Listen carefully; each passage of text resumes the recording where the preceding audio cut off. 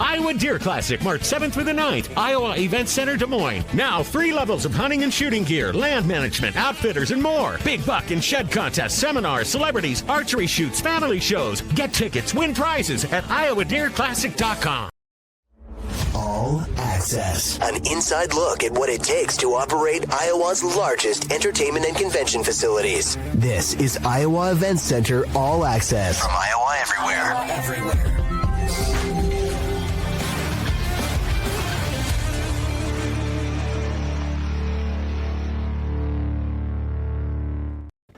What's up, everyone? Welcome to another episode of All Access here on the Iowa Everywhere Podcast Network. We're presented by the Iowa Event Center. Matt Van Winkle and Adam Flack, Director of Marketing at the Iowa Event Center, joins us for another week. And Adam, we're going to have another special guest. We're kind of on a nice run of guests here. We'll be talking about the Iowa Deer Classic with Matt Stutzman. He's going to be at the Iowa Deer Classic on Saturday. We'll get into a little bit more about that. You may have heard that name, too, this past summer. If it sounds familiar, we'll tell you a little bit more about him. But, hey, Adam, you guys have a busy next couple weeks with some preps, some state basketball down at the Well. It's basketball time for us for sure. So Sunday night we wrapped up with the AAU state wrestling tournament and then immediately put the basketball floor down, and the girls athletic union came in and put up all of their pink banners and things. And we kicked off Monday morning at 10 o'clock with Johnston playing against Iowa City Liberty. So the 5A schools are off and running on Monday and will continue throughout Saturday.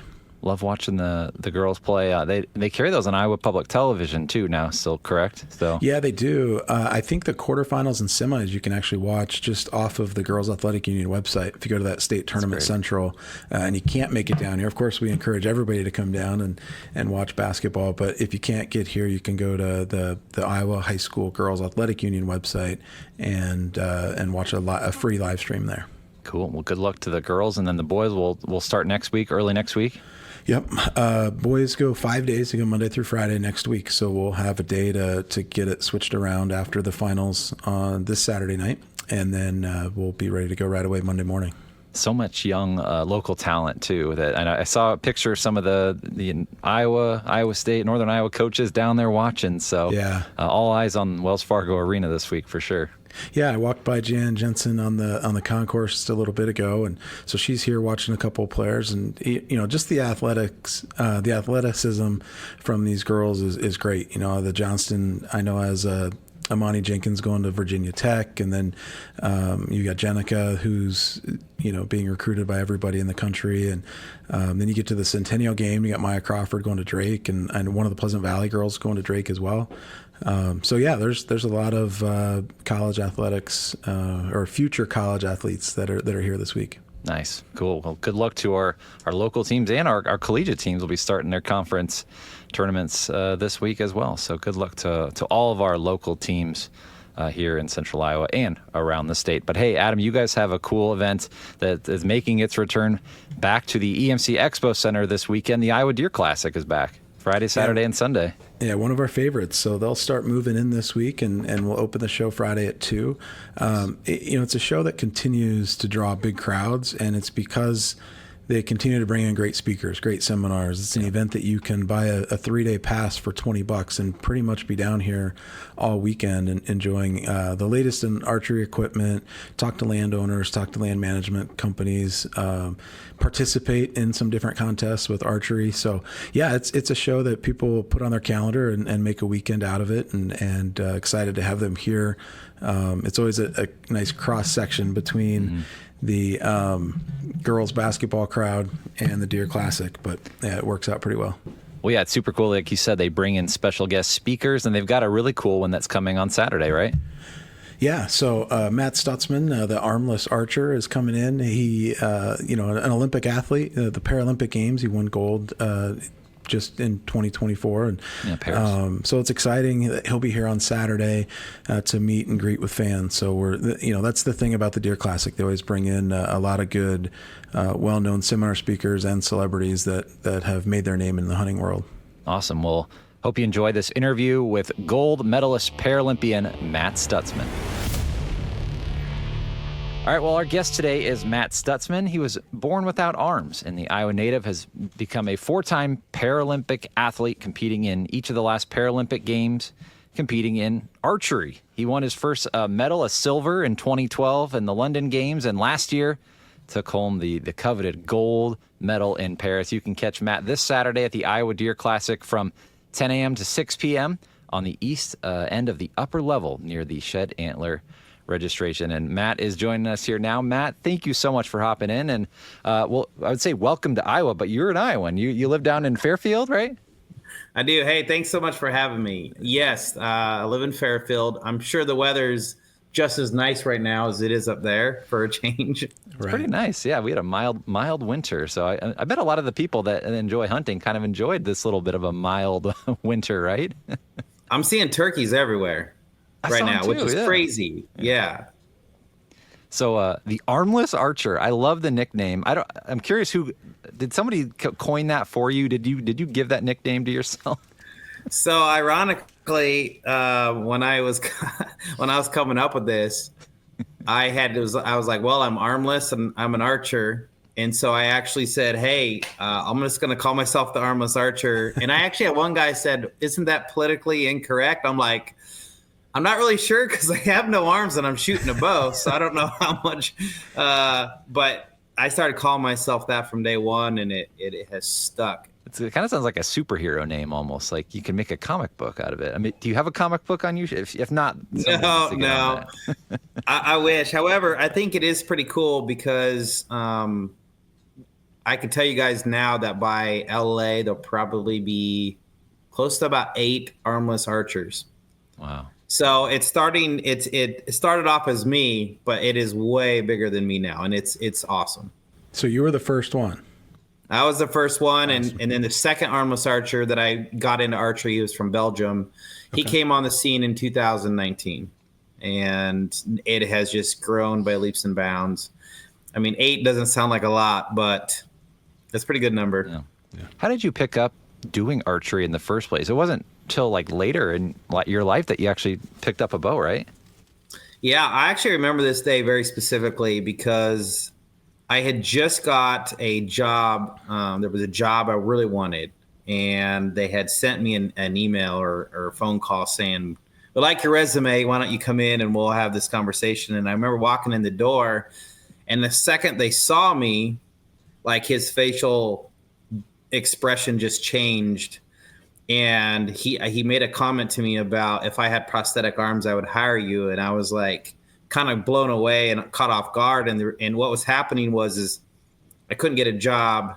People were seeing that I had no arms and didn't think I could do anything. So I remember sitting at home on the couch one day, and a guy on TV, that's back when you had that free cable stuff. And they always had the hunting shows on at like 3 or 4 o'clock in the morning. But I remember seeing a guy with a bow walking around in the woods, and just something in my brain was like, hey, Matt, that's how you're going to put food on the table. And that's how this all started, was to put food on the table so my kids had something to eat. So what's that like then? You know, like how does that, you decide you want to do this. Where do you start? Do you go to a hunting outfitter and talk to them about how to shoot? Like, how did you get started? So I did exactly that. I went to an archery range, an archery outfitter in Iowa City, Fin and Feather. And I remember walking in, and I was like, I want to buy a bow. And they're like, wait a minute. You mean like a crossbow? And I'm like, no, one of those bows that have the little wheels on them and stuff. And he goes, a compound bow? I said, yep. And then he says to me, how are you going to shoot it? And I said to him, do you have Google? And he's like, yep. I said, Google how to teach an armless man how to shoot a bow. But when we Googled that at that time, this was in 2010, October, nothing came up. There was nothing on how to do it. So what I did, I still bought the bow. I was going to figure it out, and I basically had to, it was all self-taught. I had to pretend I had arms. So in my head, if I saw a guy with arms shooting the bow and he held the bow with his right arm, then I would hold the bow with my right foot. And then I came up with a release within a week. I had a wrist strap release that I had stuck over my right shoulder. And as long as I kept my shoulder straight like this, because if I would relax it, then it would slip off, right? And that's bad. But then I would activate it with my jaw. And within a week of getting a bow, I taught myself how to shoot. And I was hitting a paper plate at, 25, 30 yards, pretty much every single shot within about a week or so. And I knew at that point, I think I had found what I was going to do for my life. And tell me, I don't know. I still am kind of amazed at it, to be honest. Wow. So kind of like innovating and kind of patenting your own way of doing it, right? I mean, it's amazing when you need to figure out how to put food on the table. Yeah. It's amazing what your brain will help you be creative with. It was weird because there was never a thought in my head that was like, maybe you shouldn't do this. It was, we're doing it. We're figuring it out. We're going to make this happen. And I had to do what I had to do. So from October of 2010, when you did this, to fast forward to the summer of 2012, you're on your way to London for the Paralympic Games. I mean, that's such a fast track to get there. And I'm guessing when you decided to be the armless archer, you weren't thinking Olympic Games at that time. How did that process work, and what was it like going to London the first time? I remember that very clearly because at that time, I just wanted to be the best archer in the world. And at that point, I didn't really know what that meant. It wasn't necessarily about winning every tournament, but honestly, it was really about making me like a better hunter, right? Like I wanted to be able to go in the woods and you get one shot. And I was like, if I shoot archery tournaments, then that will make me, better in the woods, right? So once I went to my first archery tournament, I fell in love, and I knew immediately what, I was in love with archery and everything it was about. And from 2010 to by the end of 2011, I got an invitation to come see what Team USA was about. And that's when I even learned about the Paralympics. And I was like, well, as long as I can just be the best in the world at it. But at the same time, I don't want to be the best in the world with a guy, without arms, right? Because I'm the only one. I don't want to be in my own category. I want to shoot against the best. And then I got into trials in 2012, and I ended up winning trials. And I think it just comes back to, I was shooting 8 hours a day from the day, so I can remember this day, January 12th, 2011. There was this day that I had my first sponsor reached out to me, and I had a buddy of mine say, Matt, the reason why they sponsor you is because you have no arms and you bring attention to their product, and it's not because you're any good. And that was, for me, not what I wanted. I wanted to be the best, then followed by the statement, did you know he does it with no arms? Mm-hmm. So that's really what the motivation was. So, January 12th, 2011, I started sitting in a chair 8 hours a day, and I shot and shot. It became a full-time job. By the end of 2011, I go to Team USA training camp, and at the end of the week, I met everybody who'd been to multiple games and all these world champions. And I remember we had a little tournament, and I had won. I don't know how, but I won. I won trials. I won the ability to represent America. And then that's when, probably the first time in my life, I got pretty emotional because, that's all I ever wanted was to just provide for my family. And now here I get to provide for my family plus represent something that's bigger than me. And that's Team USA in Iowa. That's awesome. And so then you follow that up, you go to 2 more games, and then you get to 2024, head to Paris, 12 years after winning your first medal, you win the gold. So talk about the emotions of that then after, being there 4 times and finally winning gold as well. Yeah, my first one was silver, and I remember the feeling of what happened. And I would just, the excitement of being there. And when I got into the gold medal match, I didn't care what I won. And that's one of the reasons why my focus was gone in the gold medal match. I didn't have a very good Rio and a very good Tokyo, but I focused a lot more on the mental side of things going into Paris.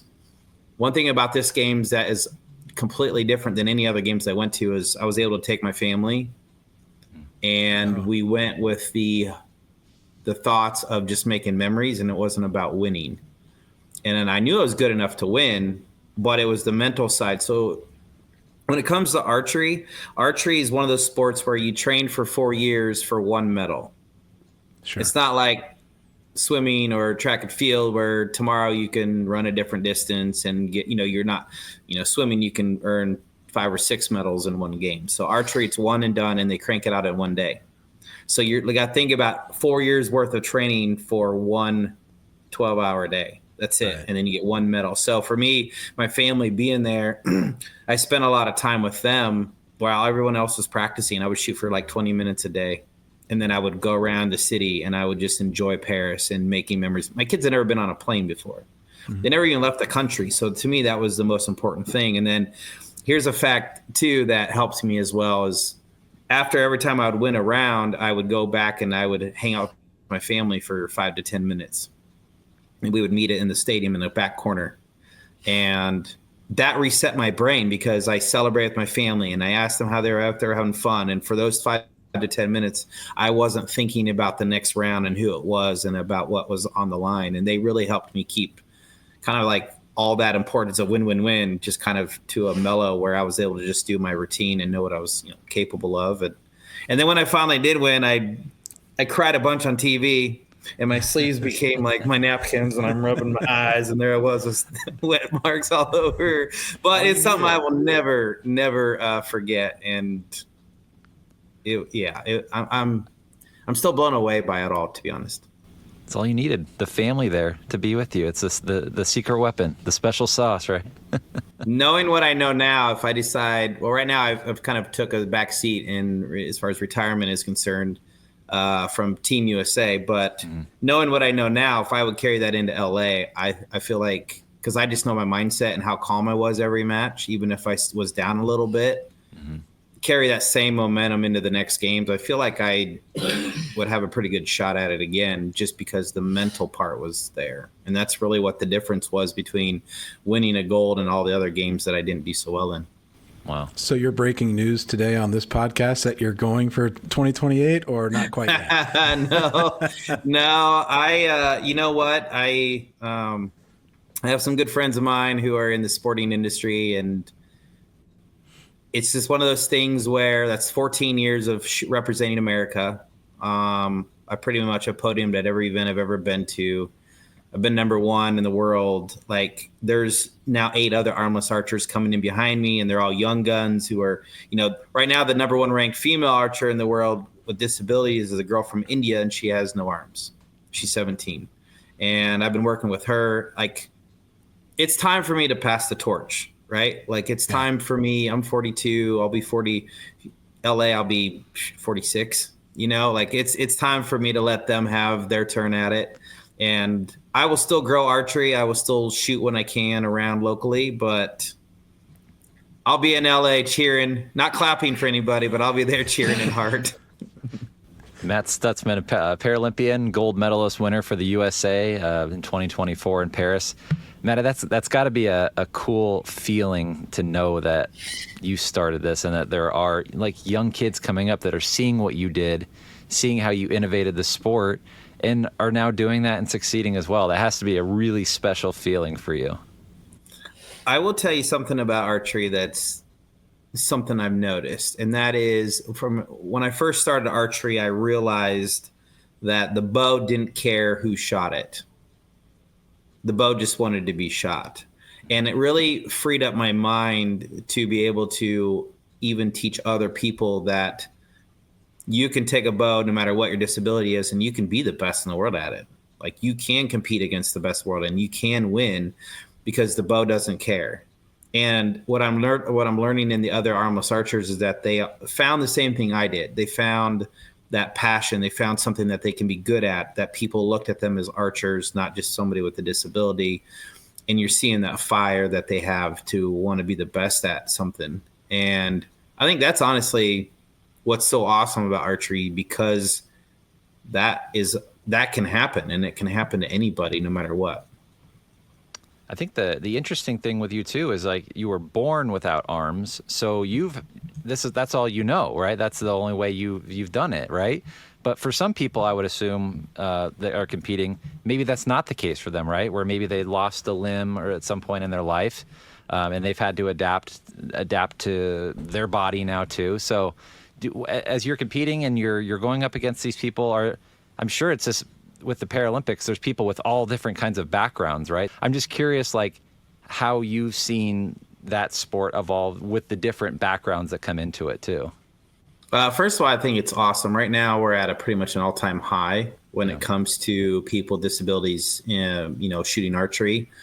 But most importantly, what you're seeing is the scores that we're shooting is able-bodied scores.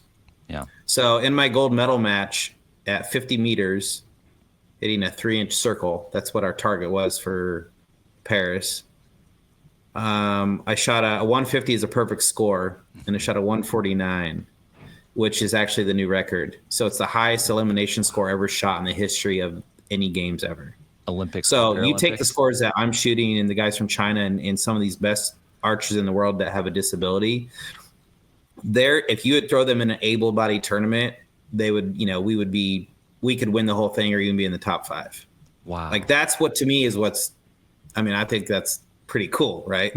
It's very cool. That's wow. That's incredible.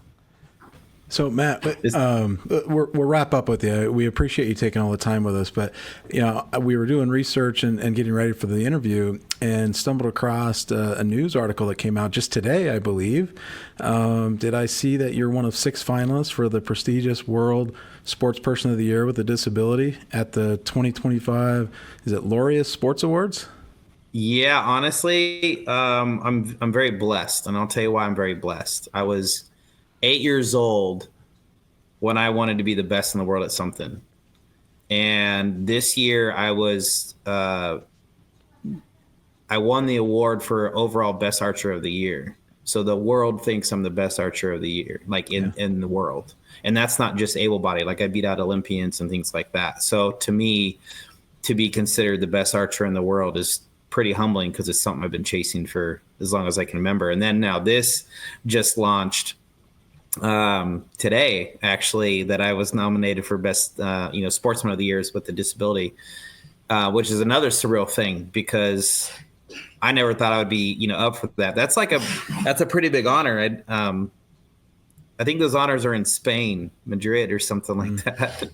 But honestly, it just shows you like it doesn't matter what your disability is, like people can chase dreams, people can overcome things, and as long as they dedicate their mind and their soul and their heart to it, they could overcome anything. Iowa native gold medal winner Matt Stutzman. He's going to be at the Iowa Deer Classic this Saturday at the EMC Expo Center, Iowa Event Center, from 10 a.m. to 6 p.m. Matt, thank you so much. This was a lot of fun, and we hope we'll see you in LA in 28. All right. I'll be there. I just won't be. Okay. I won't be competing, but I'll say hi for sure. Thank you so much, guys, for having me. Make sure you come by the Iowa Deer Classic. I will be. I'll have my gold medal there, so people would like to check it out. Nice. Yeah, they want to check it out. I'll have it there for them to hold, touch, take pictures with, do whatever. Is it heavier than it is heavy? It is heavy, yes. It's like over a pound or pound and a half, something like that. We had gold medal winner Tyrese Halliburton back in Iowa from the Pacers this week with the Iowa State. They dropped the banner for him too. So we got gold medals all over this state now. Iowa's a good state. I love it. All right, Matt, thanks so much. Appreciate it. Yeah, thanks so much, guys. Thank you. All right, thanks everyone for tuning in to another episode of All Access here on the Iowa Everywhere Podcast Network.